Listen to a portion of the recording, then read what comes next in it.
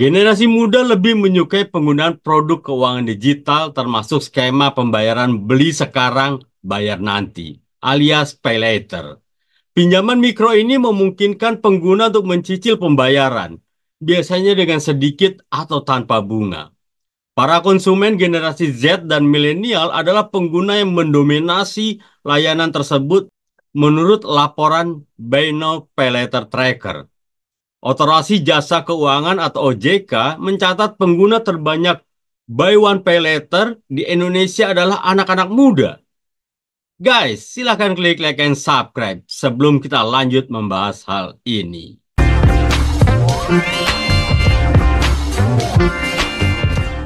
Hal ini terjadi karena adanya fenomena Fear of Missing Out atau FOMO dan You Only Live Once atau YOLO. Kepala Eksekutif Pengawas Perilaku Pelaku Usaha Jasa Keuangan, Edukasi dan Perlindungan Konsumen, Fredisia, mencatat bahwa pengguna paylater sebagian besar dimonopoli oleh anak muda. Rata-rata rentang usianya antara 26 sampai 35 tahun. Lebih konkret dijelaskan bahwa 26,5% pengguna paylater berasal dari rentang usia 18 sampai 25 tahun. 43,9% pengguna berusia 26 sampai 35 tahun. 21,3% berusia 36 sampai 45 tahun. 7,3% pengguna berusia 46 sampai 55 tahun.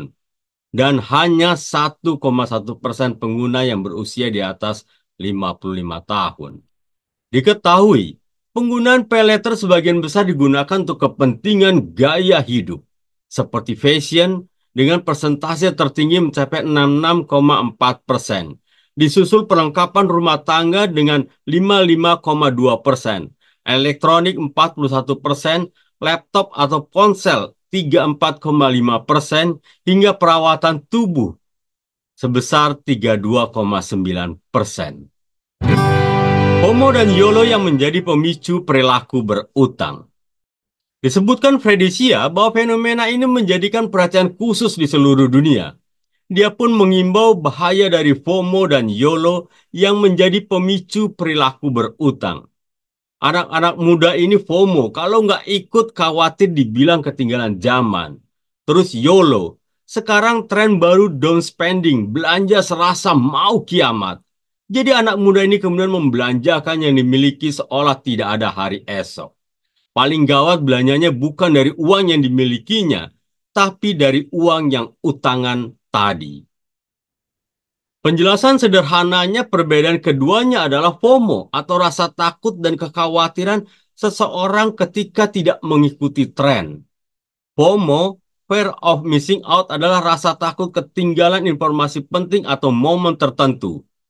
FOMO bisa muncul ketika seseorang merasa tertinggal dari aktivitas tertentu, seperti tidak diundang ke acara atau menolak undangan dan menyesal melihat teman-temannya bersenang-senang. YOLO adalah singkatan dari You Only Live Once, yang artinya kamu hanya hidup sekali. YOLO merupakan istilah slang internet yang populer pada tahun 2012.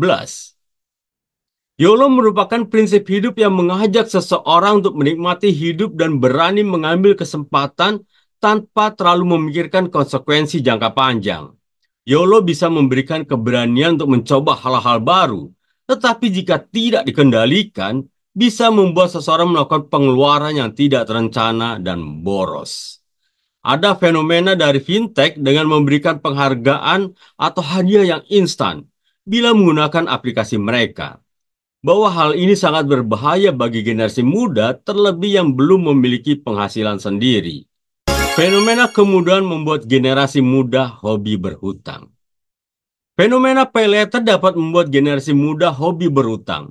Di zaman teknologi seperti saat ini, semua hal terasa serba mudah.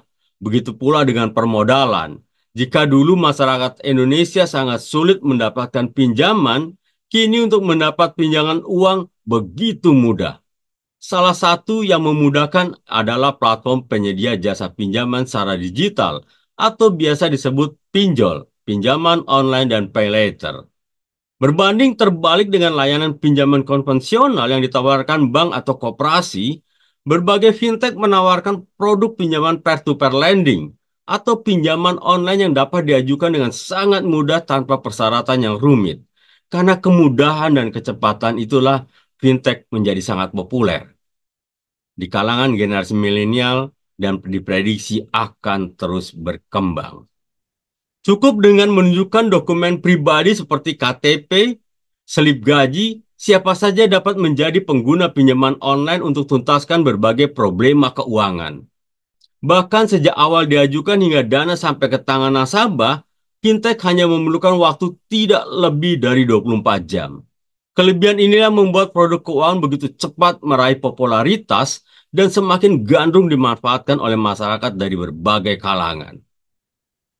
Sayangnya, di balik kemudahan dan kepraktisan yang ditawarkan, tak sedikit orang yang memanfaatkan produk pinjaman online ini dengan tidak bijak.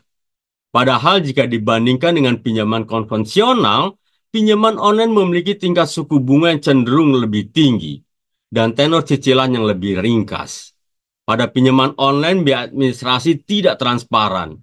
Alhasil, para nasabah beresiko harus membayar utang lebih besar dari kesepakatan di awal.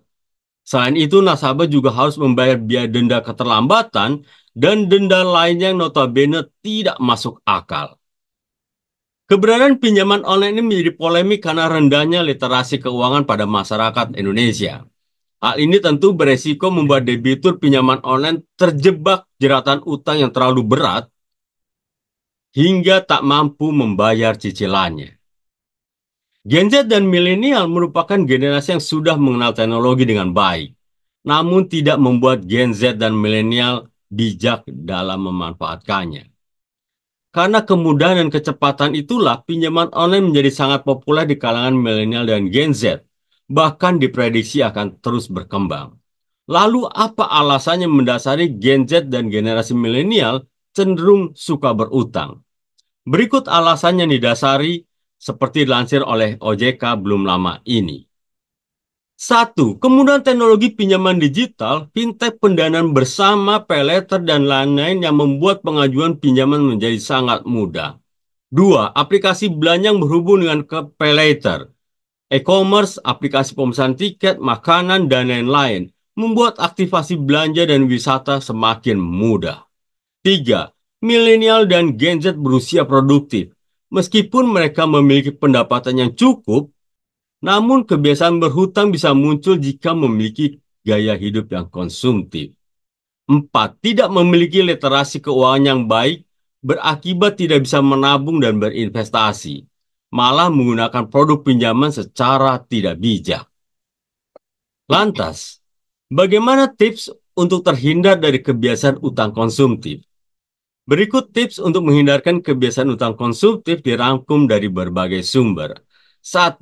Meningkatkan pemahaman produk keuangan dan melakukan perencanaan keuangan. 2. Selektif dalam mengatur keuangan. Utamakan kebutuhan dibandingkan keinginan. 3. Belanja sesuai kebutuhan dan hindari belanja konsumtif dan impulsif. 4. Berhutang hanya untuk keperluan mendesak dan bersifat yang produktif. Penutup. Sekarang coba cek dompet Anda. Ada berapa kartu kredit? Cek handphone Anda. Ada berapa aplikasi pinjol dan paylater yang telah Anda gunakan? Saya berharap tidak ada tagihan yang macet. Dan kita perlu mengajak generasi muda memanfaatkan produk dari jasa keuangan ini untuk lebih produktif. Misalnya mengajak mereka melakukan usaha. Jadi kita ngajarin anak-anak muda ini tak cuma well integrated, nggak cuma inklusinya saja, tapi bagaimana kemudian meningkatkan kesejahteraan mereka menggunakan produk dan layanan jasa keuangan ini. Pola hidup konsumtif, FOMO maupun YOLO sebaiknya dikikis sejak dini. Tidak ada gengsi. Semoga video ini bermanfaat dan jangan lupa klik like and subscribe. Sampai jumpa di next video.